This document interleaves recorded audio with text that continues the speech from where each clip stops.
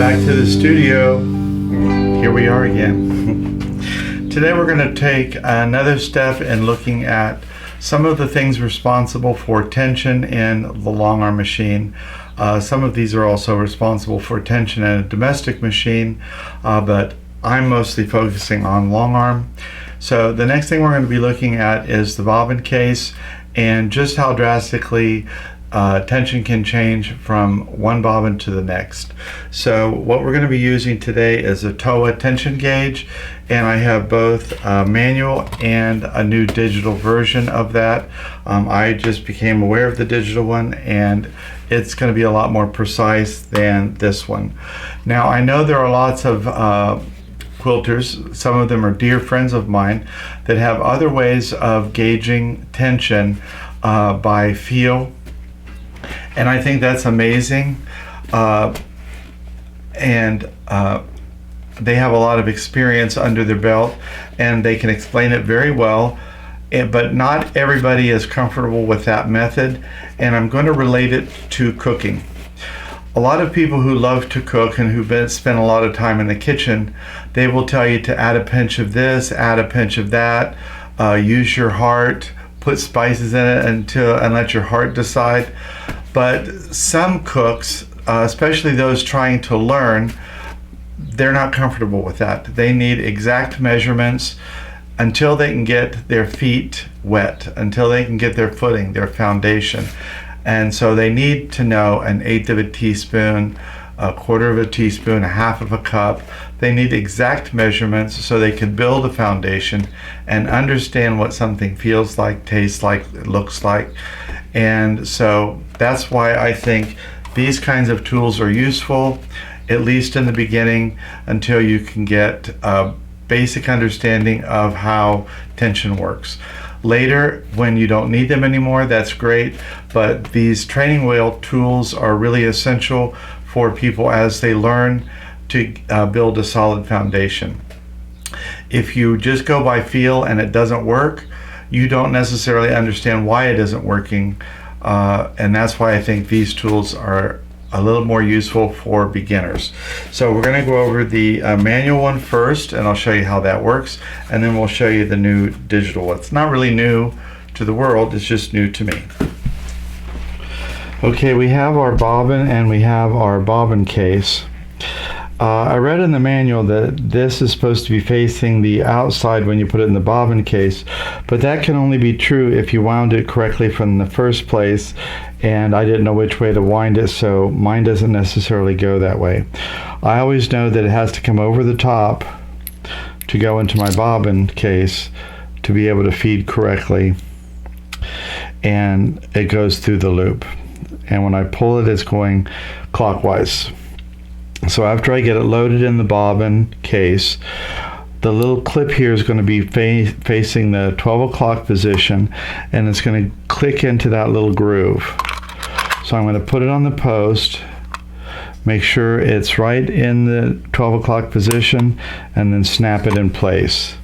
Then we're going to take the thread, which is white, and that's why I put a green fabric underneath it, and I'm going to go in between the grooves of this bottom wheel and then over the top of the grooves of the top wheel underneath this, and then pull straight out.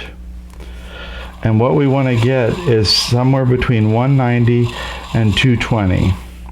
And right now this is reading right at, well, now it's reading around 220.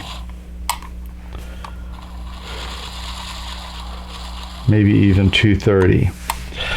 But if you needed to adjust it, you could see your tension screw is right here, accessible even while it's in place, and you can adjust it right while it's there. So remember, righty tighty, lefty loosey.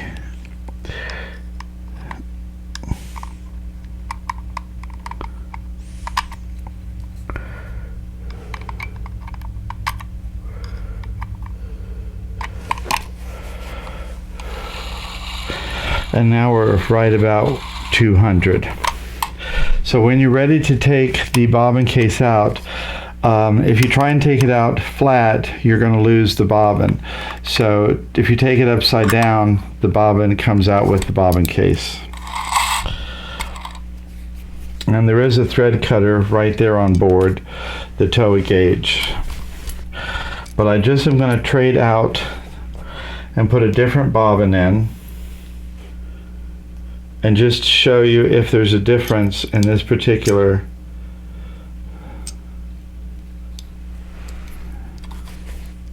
just by changing the bobbin, see if it reads any different.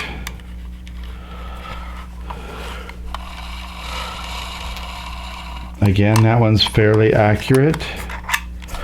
Now I'm going to go with a universal bobbin instead of a Bernina bobbin.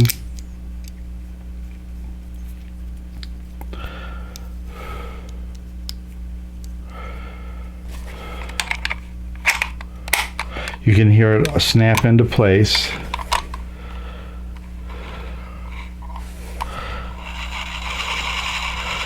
And again, we're right at 200, so we're doing good. So we've tested these in the manual bobbin case. Now this is basically just for an M-class bobbin. I've not seen one for an L-class, but I never looked for one. But this is TM3, and it is for M-class bobbins. So I'm going to go ahead and open up the new digital version. And this has inserts that let you do both the domestic and the long arm, M-class and L-class bobbins.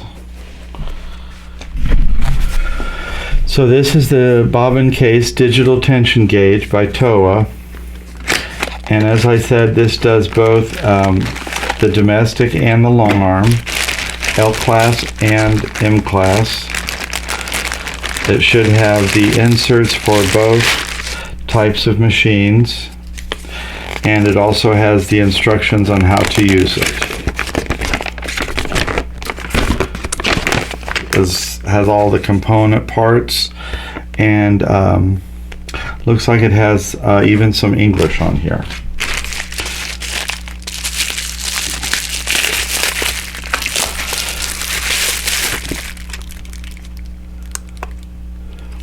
I'm going to have to go in search of battery, but you can see that it already has one insert in place, and here is the other insert.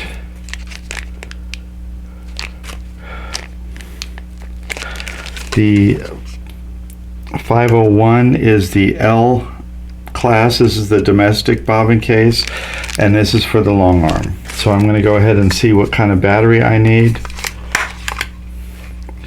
I need 3, looks like AAA batteries.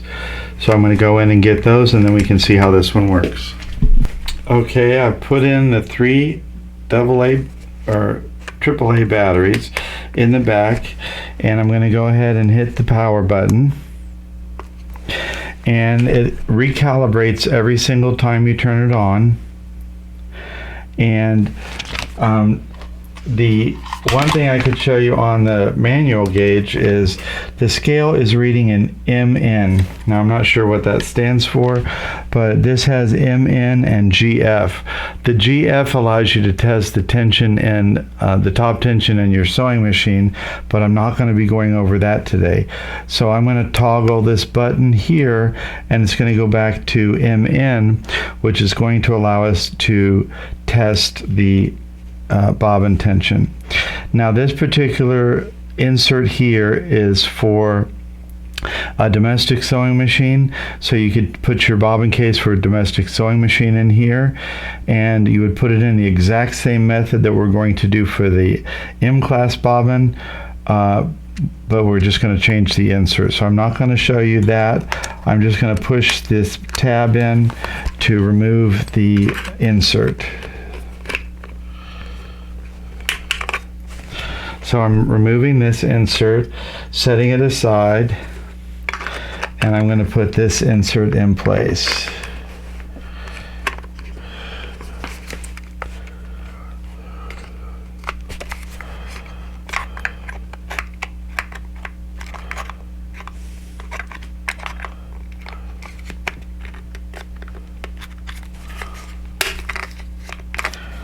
There's a groove on this side and a groove on the insert that helps you guide it.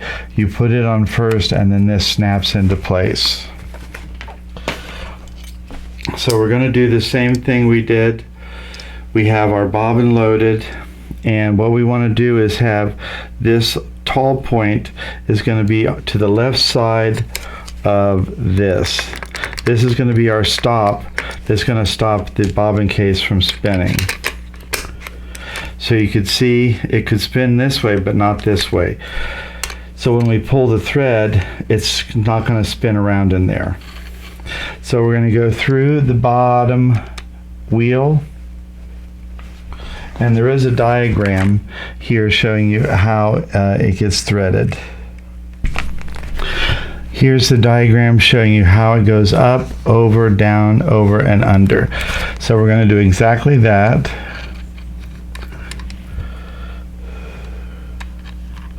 We want to make sure we go inside the groove of the wheels,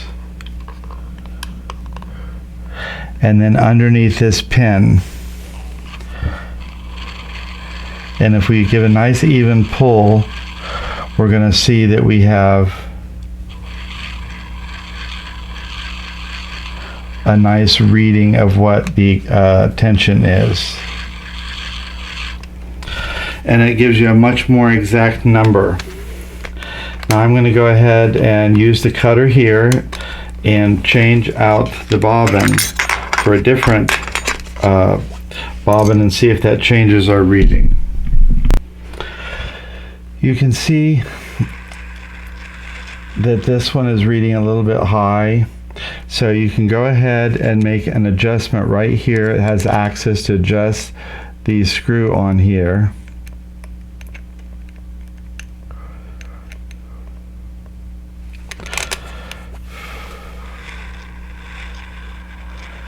Until you have a more perfect tension. Just know that if you're getting readings like this where it seems to be going crazy, that's not a matter of the tension, that's something wrong with the bobbin case itself. So that is something that you'd have to look at with the bobbin case. So the digital Towa gauge is just something to give you a little bit more digital number, more accurate reading for your bobbin case. There also are ways to use this to gauge the top tension from the tension disc from the machine, also from the needle. We'll have to go over that later. But one more thing I want to show you, just in case. I got this from Quilters Apothecary. This is a bobbin case reamer. It goes inside the bobbin, M-class bobbin case, and if you've ever dropped a bobbin case, this just helps to round it back out. It just gives you that perfect round shape again, and it's one of the tools that Quilters Apothecary has on their website, and that's exactly where I got mine. So this is a useful tool to help if you're getting erratic readings in your bobbin case. Well, these are just a couple simple tools that you could use to help guide you on your way to reducing the stress from erratic tension. I know that tension is something that in the beginning, well, even in the middle and sometimes in the end of my quilting life, drives me crazy because sometimes you just can't figure out what the problem is. But at least with these tools, it gives you some guidance to figure out each step what could be going wrong. Almost all of these things are just one-time purchases. The Towa gauge can theoretically go wrong, go bad at some point. The wheels may stop spinning correctly at some point. You can put little markers on the wheels, little arrows or something, just so you could see the wheels spinning and knowing that they are spinning correctly on both the digital and the manual gauge.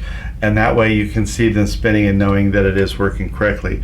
But I've never had to replace mine. If you happen to get one of these from Quilters Apothecary, this is also something that you're never going to have to replace. The bobbins, of course, I throw away bobbins when I get a bad one. right and left. I hate to throw these away because they're so expensive. I think I paid $56 for 4 of these.